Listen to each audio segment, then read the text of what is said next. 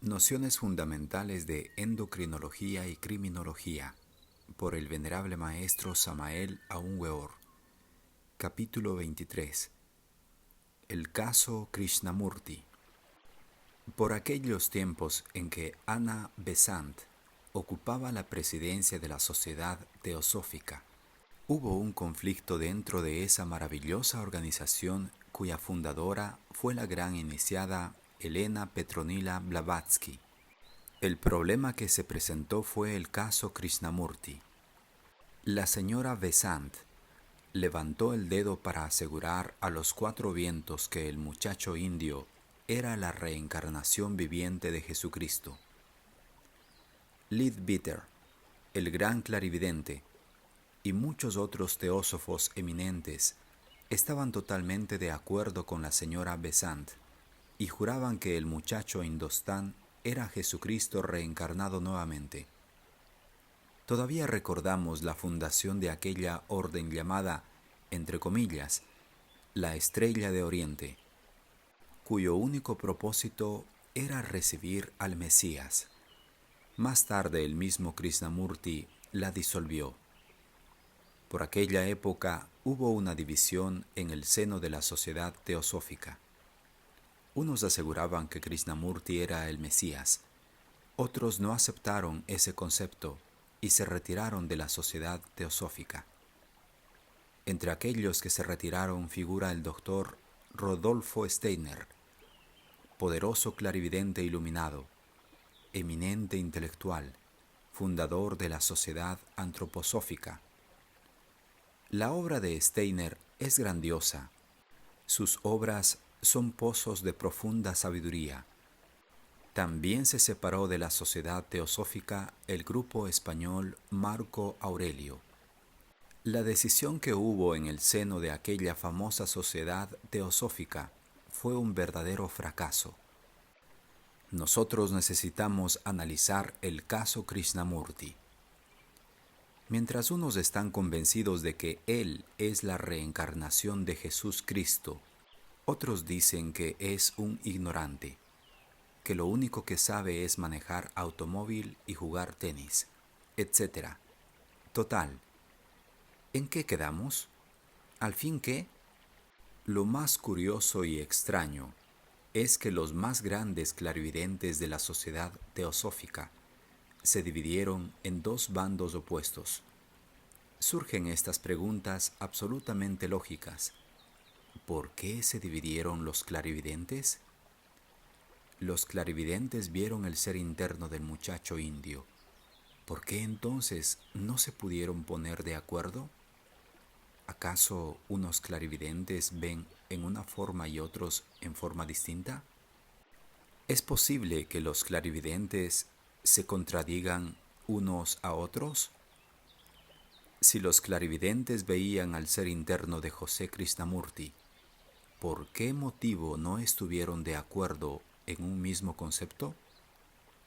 Con la vista física, 1000 personas al ver un objeto dicen, esta es una mesa, una silla, una piedra, etcétera, etcétera. O al ver una persona todo el mundo dice, es un hombre, o una mujer, o un niño, etcétera. ¿Qué pasa entonces con la clarividencia? ¿Por qué motivo los clarividentes no pudieron ponerse de acuerdo en el caso concreto del muchacho indio? No hay duda de que Krishnamurti fue un verdadero rompecabezas para la sociedad teosófica. Lo más grave es ver a los clarividentes peleándose entre sí. Esto es algo que confunde la mente de los que hasta ahora comienzan estos estudios.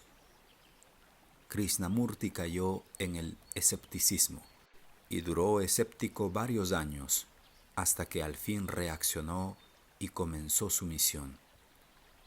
Todos nosotros, los hermanos esotéricos gnósticos, nos propusimos investigar en los mundos superiores del caso Krishnamurti.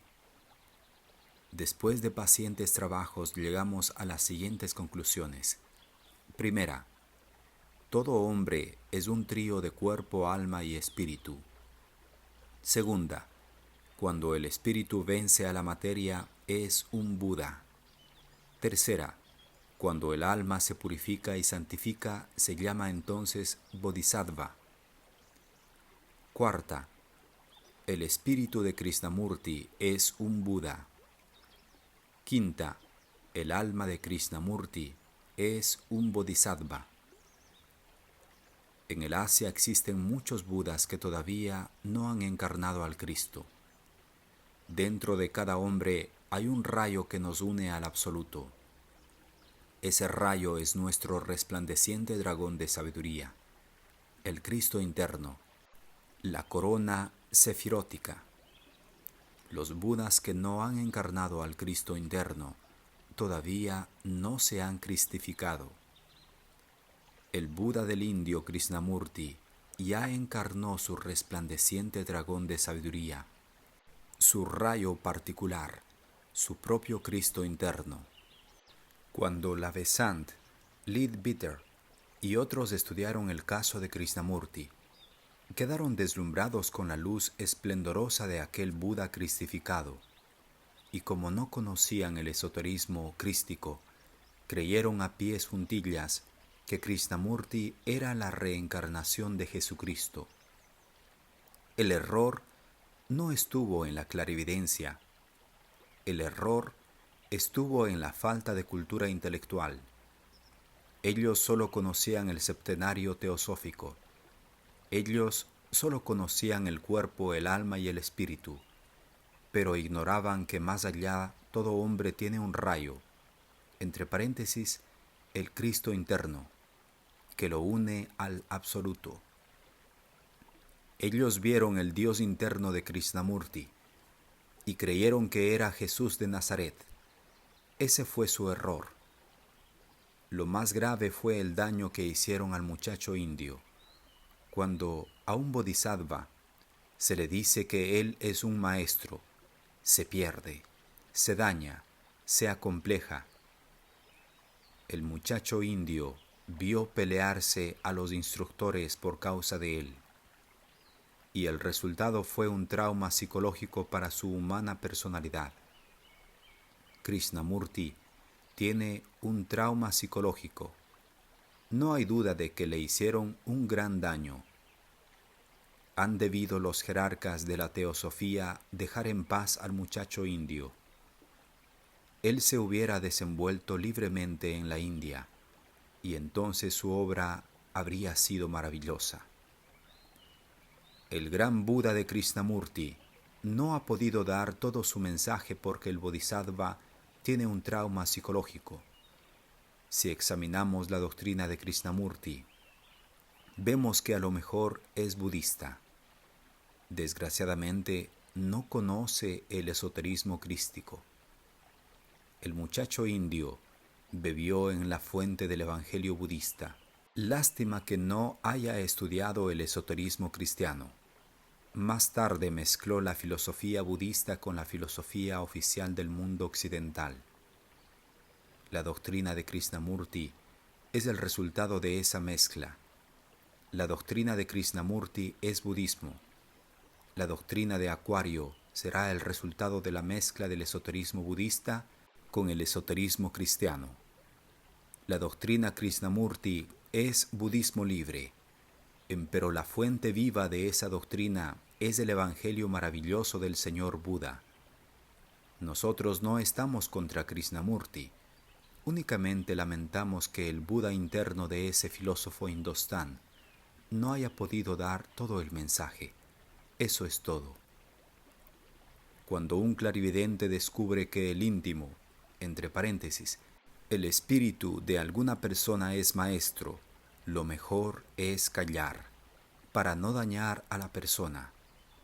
Cuando alguien llega a saber que su ser interno es maestro, se llena de orgullo y soberbia. Entre paréntesis, afortunadamente Krishnamurti ha sabido ser humilde. Existen también bodhisattvas caídos. Esos son peores que los demonios. A nadie se le debe decir que es maestro. El clarividente debe ser prudente. El clarividente debe saber callar. El espíritu de un hombre puede haber logrado el grado de maestro en alguna reencarnación antigua. El bodhisattva, entre paréntesis, alma del maestro, puede haberse caído más tarde y entonces vivir ahora en la senda del mal. El maestro no se cae. Quien se cae es el bodhisattva, entre paréntesis, alma del maestro. El clarividente debe ser prudente y antes de anunciar a un maestro, aguardar con paciencia muchos años para saber cómo se comporta en la vida el hombre de carne y hueso, el bodhisattva terrenal. El maestro puede ser muy grande allá arriba, pero el hombre de carne y hueso aquí abajo es peligroso. En todo caso, por sus frutos los conoceréis. Dice la Blavatsky que el misterio de la doble personalidad es uno de los misterios más grandes del ocultismo. Todas las peleas y errores de la sociedad teosófica son la causa del trauma de Krishnamurti.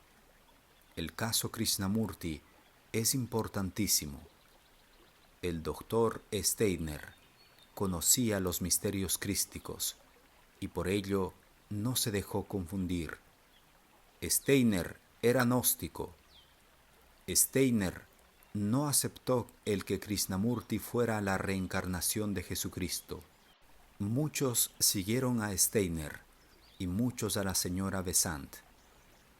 El clarividente Steiner tenía una vasta cultura intelectual. Por eso no cayó en ese error. Era un verdadero Rosacruz gnóstico. Fin del capítulo 23.